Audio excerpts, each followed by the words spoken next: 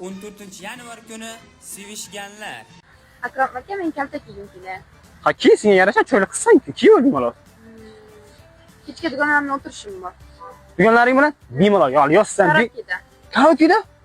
Kechasi. Bolalar ham bo'ladi. Bolalar ham bo'ladimi? Bemalol borib, chunki bolalar seni himoya qilishi mumkin-da, mojaro janjal bo'lsa, bemalol o'tirib, mazza qilib kelinglar, xo'pmi, dugonlaring bilan.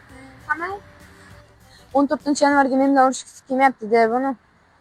Bu qizni qaysarlikdan ba'zir ko'taryapman bor-ku. Bugun sana nechi?